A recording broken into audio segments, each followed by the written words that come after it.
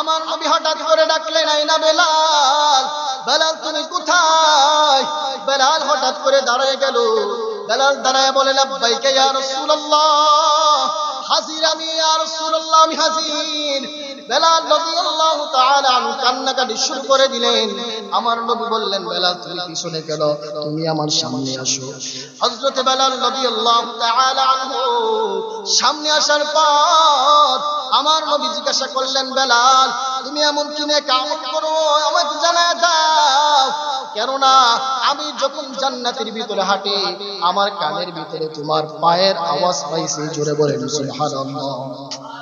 তুমি দুনিয়ার ভিতরে হাঁটো কিন্তু তোমার পায়ের আওয়াজ জান্নাতের ভিতরে বাজে। জোরে বলেন সুবহানাল্লাহ। তুমি এমন কি নেক আমল করো বেলাল জানায় দাও। বেলাল রাদিয়াল্লাহু তাআলা আনহু বললেন, নবী গো আমি তেমন কোন নেক আমল করতে পারি না, আমি সাধারণ একজন ঈমানদার, আমি তেমন কোন নেক আমল করতে পারি না। বেলাল রাদিয়াল্লাহু তাআলা আনহু আমার নবী আবার জিজ্ঞাসা করলেন, বেলাল তোমার গোপন কি আমলটা তুমি বলো। বেলাল বললেন, ইয়া রাসূলুল্লাহ, ইয়া হাবিবাল্লাহ, আমি যখন মসজিদে নামাজ পড়ার জন্য আসি সর্বপ্রথমে 2 রাকাত সালাত আদায় করি, তাহিয়াতুল মসজিদ, তাহিয়াতুল ওযু, এই 2 রাকাত নফল সালাত আদায় করি।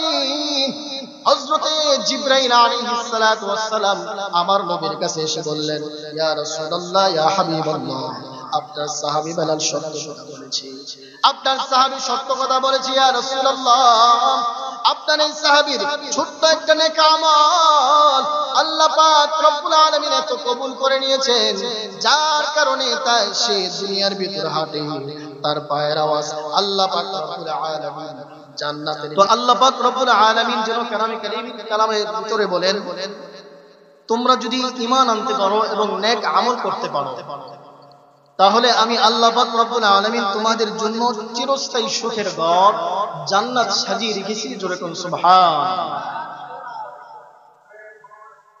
চাকরির নিয়োগের আগে লেখা থাকে এই এই কাজ করবা, তাহলে তোমার বেতন এত টাকা, ডিউটি এত টাকা।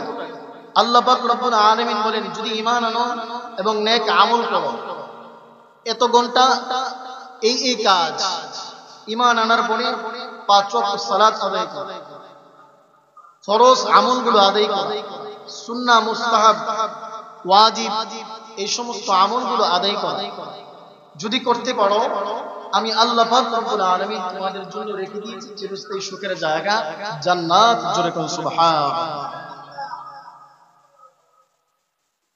প্রিয় ভাইরা আমার, আল্লাহ পাক রব্বুল আলামিন সূরাতুল বুরুজের 11 নম্বর আয়াতের ভিতরে জানায় দেয়, রব্বুল আলামিন বলেছেন, সকলে পড়ি, আউযু বিল্লাহি মিনাশ শাইতানির রাজীম, বিসমিল্লাহির রাহমানির রাহিম, ইন্নাল্লাযীনা আমানু ওয়া আমিলুস সালিহাত جنات تجري من تحتها الأنهار ذلك الفوز الكبير। الله أكبر। আল্লাহ পাক রব্বুল আলামিন এই আয়াতের ভিতরে জানায় দেয়, ইন্নাল্লাযীনা আমানু, নিশ্চয়ই যারা ঈমান আনবে, নিশ্চয়ই যারা ঈমান এনেছে, ঈমান আনার পরে ওয়া আমিলুস সালিহাত, যারা নেক আমল সম্পাদন করেছে, ঈমান এনেছে না আনবে, ঈমান এনেছে তারপরে নেক আমল সম্পাদন করেছে, আমি আল্লাহ পাক রব্বুল আলামিন তাদের জন্য রেখে দিলাম লাহুম জান্নাত, এমন জান্নাত তাজরি মিন তাহতিহাল আনহার, যে জান্নাতের নিচ দিয়ে, যেই জান্নাতের তলদেশ দিয়ে নহর সমূহ প্রবাহিত হয়। আর এটাই একজন ঈমানদার বান্দার জন্য অত্যন্ত মহা সাফল্য। জোরে বলেন সুবহানাল্লাহ। ঈমান কাহাকে বলা হয়? ঈমান হলো একটা আরবি শব্দ যার বাংলা অর্থ হলো বিশ্বাস। আবার ঈমানের তিনটা দিক রয়েছে। ইকরার বিল লিসান, 2 নাম্বার হলো তাসদীক বিল জিনান, 3 নাম্বার হলো আমাল বিল আরকান। নবী আমার জানাজা 1 নাম্বার হলো মুখে স্বীকার করতে হবে লা ইলাহা ইল্লাল্লাহ মুহাম্মাদুর রাসূলুল্লাহ সাল্লাল্লাহু আলাইহি ওয়াসাল্লাম। আল্লাহ পাক রব্বুল আলামিনের উপর আমরা ঈমান আনলাম, আল্লাহ ছাড়া কোনো ইলাহ নাই, মুহাম্মদ সাল্লাল্লাহু আলাইহি ওয়াসাল্লাম আল্লাহ পাক রব্বুল আলামিনের পাঠানো পয়গম্বর। এই কথাটা জবান দ্বারা স্বীকার করার সাথে সাথে অন্তর দ্বারা এই কথাটা স্বীকার করতে হবে। আল্লাহ পাক রব্বুল আলামিন আরো ব্যাখ্যা দিয়েছেন লা ইলাহা ইল্লাল্লাহ, আল্লাহ ছাড়া কোনো ইলাহ নাই, আল্লাহ ছাড়া কোনো রিজিক দাতা নাই, আল্লাহ ছাড়া কোনো আইন দাতা নাই, আল্লাহ ছাড়া কোনো আশ্রয় দাতা নাই, আল্লাহ ছাড়া কোনো জীবন দাতা নাই, আল্লাহ ছাড়া কোনো হায়াত দাতা নাই, আল্লাহ ছাড়া কোনো মউত দাতা নাই। জোরে বলে ঠিক কি ঠিক না? দেখেন না রাস্তার ভিতরে বিভিন্ন সময় অ্যাক্সিডেন্ট হয়, একটা গাড়ির ভিতরে সকলে মরে গেছে, আপনি বেঁচে রইলেন। কেননা আল্লাহ পাক রব্বুল আলামিন আপনার হায়াত রেখে দিয়েছেন, আপনি মৃত্যুবরণ করবেন আরো পরে। আল্লাহ পাক রব্বুল আলামিন আপনাকে কুদরতি হাতে হেফাজত করেছেন, কুদরতি হাতে আপনাকে হেফাজত করে আপনাকে বাঁচিয়ে দিয়েছেন। জোরে বলেন ঠিক কি ঠিক না?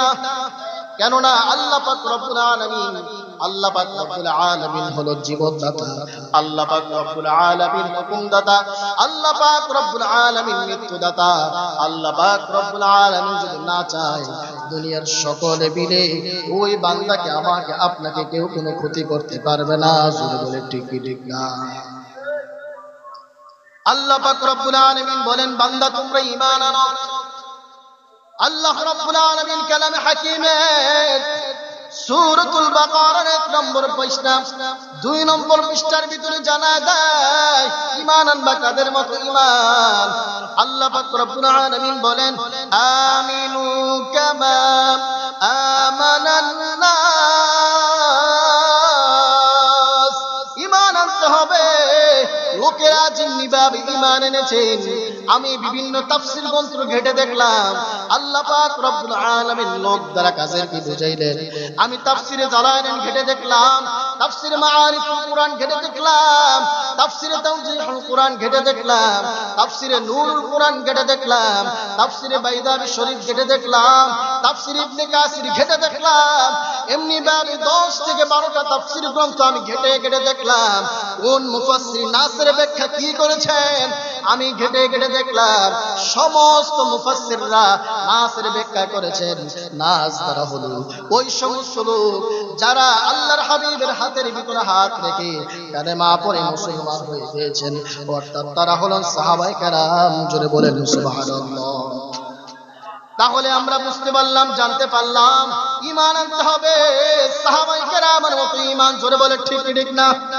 ঈমান আনতে হবে আবু বকরের মতো ঈমান, ঈমান আনতে হবে হযরত আলীর মতো ঈমান, ঈমান আনতে হবে উমরের মতো ঈমান, ঈমান আনতে হবে খুবাইবের মতো ঈমান, ঈমান আনতে হবে হযরত বেলাল রাদিয়াল্লাহু তাআলা আনহুম আজমাইন তিনাদের মতো ঈমান। জোরে বলে ঠিক ঠিক না?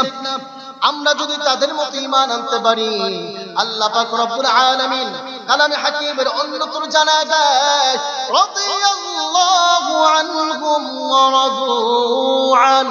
আল্লাহ পাক রব্বুল আলামিন বলেন যারা সাহাবায়ে কেরামের মতো ঈমান আনবে আমি আল্লাহ পাক রব্বুল আলামিন সাহাবায়ে কেরামদের প্রতি রাজি এবং খুশি, তারাও আমার প্রতি রাজি এবং খুশি। আমি আল্লাহ পাক রব্বুল আলামিন তাদের জন্য এমন একটা জান্নাত বানিয়ে রাখলাম, এমন একটা জান্নাত সাজিয়ে রাখলাম। আ'আদ্দা লাহুম জান্নাতিন তাজরি মিন তাহতাহাল আনহার, যে জান্নাতের নিচ দিয়ে নহর সমূহ প্রবাহিত হয়। জোরে কোন সুবহানাল্লাহ। দালিকাল ফাওজুল আযীম, এটাই হলো একজন ঈমানদার এবং মুসলমান বান্দার জন্য সবথেকে বড় সাফল্য। দুনিয়াতে আমরা মনে করি তার 5 তলা বাড়ি আছে, 5টা গাড়ি আছে, 5 কাঠা জমি আছে, সে সাফল্য, তার জীবনটা সার্থক। আল্লাহ পাক রব্বুল আলামিন বলে না না, ওই ব্যক্তি সার্থক না। সার্থক হলো ওই ব্যক্তি যে ব্যক্তি নিজেকে জাহান্নাম থেকে মুক্তি দিয়া জান্নাতের ভিতরে প্রবেশ করতে পেরেছে। জোরে বলে ঠিক ঠিক না? যদি জায়গা জমি থাকার, টাকা পয়সা যদি সাফল্যর মানদণ্ড হতো, আপনারা বুঝে থাকলে বলেন ফেরাউনের মান সম্পদ, ধন সম্পদ কম ছিল না বেশি ছিল?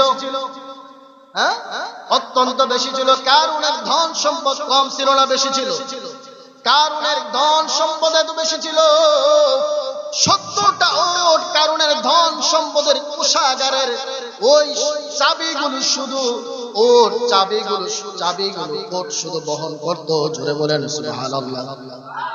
কত ধন সম্পদ ছিল তার কোষাগারের, প্রত্যেকটা তলার চাবিগুলো বহন করত 70টা ওট। কত তার ধন সম্পদ ছিল।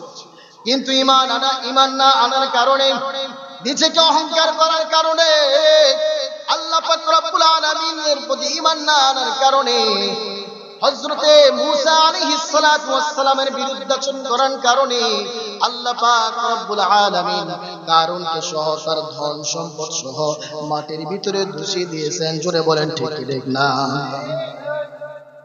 আমেরিকার ডোনাল্ড ট্রাম্পের দিকে তাকায় দেখেন, তাম বিশ্বটা পরিচালনা করে, যার আঙ্গুলের হেলনে তাম বিশ্ব চলে। তিনি যা বলেন তাই সমস্ত রাষ্ট্রগুলো মানতে বাধ্য হয়ে যায়। ওই ব্যক্তির দিকে তাকায় দেখেন, নিউ ইয়র্কের ভিতরে তার একটা 30 তলা ভবন রয়েছে, কিন্তু তার বাড়ির যে পাশের বাড়িটা, এটা কিন্তু ডোনাল্ড ট্রাম্পের নয়, কিন্তু টপ লেভেলের একজন ধনী এবং বর্তমান সুপার পাওয়ার ডোনাল্ড ট্রাম্প। এবার দেখেন ডোনাল্ড ট্রাম্প সে কি মুসলমান না বেঈমান? মুসলমান না কাফের? সে যদি ধন সম্পদের কারণে, এটাই যদি ধন সম্পদ যদি সাফল্যের চাবিকাঠি হইতো, তাহলে ডোনাল্ড ট্রাম্প তাম বিশ্বের ভিতরে বর্তমানে টপ লেভেলের সফলতাকারী। জুড়ে বলে ঠিক না? কিন্তু আল্লাহ পাক রব্বুল আলামিন বলে না, ধন সম্পদ বাড়ি গাড়ি এগুলো হলো সফলতার চাবিকাঠি নয়। অপর দিকে তাকায় দেখেন হযরতে বেলাল রাদিয়াল্লাহু তাআলা আনহু, তিনি কেমন সাহাবী ছিলেন? তিনি অত্যন্ত কুৎসি এবং কালো রঙের সাহাবী ছিলেন। তিনার মাথার চুলগুলো ছিল কোকড়ানো, ঠোঁটটা ছিল মোটা, চেহারার ভিতরে তেমন কোন সুন্দরের চিহ্ন ছিল না। কালো মানুষের দিকে তাকাইলে তো মায়া লাগে, কিন্তু তার দিকে মায়ার তেমন কোন স্যাম্পল ছিল না, আলামত ছিল না। তার উপর দিকে ছিল কালো, কিন্তু তার অন্তরটা ছিল অত্যন্ত ভালো। জোরে বলে ঠিক না? উপর দিকে যদিও কালো হয়, কিন্তু আল্লাহ পাক রব্বুল আলামিনের পরিমাণ আনার কারণে আল্লাহ পাক রব্বুল আলামিন তার ঈমানদার দিয়া তার অন্তরটাকে নূরান্বিত করে দিয়েছেন। জোরে বলে ঠিক না? হযরতে বেলাল রাদিয়াল্লাহু তাআলা আনহু কেমন সফলতা অর্জনকারী দেখেন। আমার নবী মুহাম্মদুর রাসূলুল্লাহ সাল্লাল্লাহু আলাইহি ওয়াসাল্লাম মিরাজের ভিতরে চলে গেলেন। আল্লাহ পাক রব্বুল আলামিনের সাথে দিদার করলেন। আল্লাহ পাক রব্বুল আলামিনের সাথে দিদার করার পর আল্লাহ পাক রব্বুল আলামিন আমার নবীকে জান্নাত দেখাইলেন, জাহান্নাম দেখাইলেন। জান্নাতের ভিতরে কেমন নাজ নিয়ামত আমার নবী তাকায় ঘুরে জান্নাতের ভিতরে দেখে আসলেন, আবার জাহান্নামটাও ঘুরে দেখে আসলেন। কোন কোন পাপ করলে, কোন কোন গুনাহ করলে জাহান্নামের ভিতরে আল্লাহ পাক রব্বুল আলামিন শাস্তি দিবেন। আল্লাহ পাক রব্বুল আলামিনের পয়গম্বর এগুলো আল্লাহর হাবিব সাল্লাল্লাহু আলাইহি ওয়াসাল্লাম সব চোখে দেখে যখন দুনিয়াতে আসলেন, আমার নবী এমনি ভাবে, আমি যেমনি ভাবে আপনাদের সামনে বয়ান করি, আমার নবী মুহাম্মদুর রাসূলুল্লাহ সাল্লাল্লাহু আলাইহি ওয়াসাল্লাম, জোরে বলেন সাল্লাল্লাহু আলাইহি ওয়াসাল্লাম, আমার নবী এমনি ভাবে বয়ান করতেছেন, ও সাহাবায়ে কেরাম, তোমরা যদি নেক আমল করো, এই যদি ঈমান আনো, এই নেক আমল করলে জান্নাতের ভিতরে এই পুরস্কার, জাহান্নামের ভিতরে এই গুনাহ করলে এই শাস্তি হবে। আমার নবী হঠাৎ করে ডাকলেন, আইনা বেলাল, বেলাল তুমি কোথায়? বেলাল হঠাৎ করে দাঁড়িয়ে গেল। বেলাল দাঁড়ায় বলে, লাব্বাইকা ইয়া রাসূলুল্লাহ, হাজির আমি ইয়া রাসূলুল্লাহ, আমি হাজির। বেলাল রাদিয়াল্লাহু তাআলা আনহু কান্নাকাটি শুরু করে দিলেন। আমার নবী বললেন, বেলাল তুমি পিছনে কেন, তুমি আমার সামনে আসো। হযরত বেলাল রাদিয়াল্লাহু তাআলা আনহু সামনে আসার পর আমার নবী জিজ্ঞাসা করলেন, বেলাল তুমি এমন কি নেক আমল করো আমাকে জানায় দাও, কেননা আমি যখন জান্নাতের ভিতরে হাঁটি আমার কানের ভিতরে তোমার পায়ের আওয়াজ পাইছি। জোরে বলেন সুবহানাল্লাহ।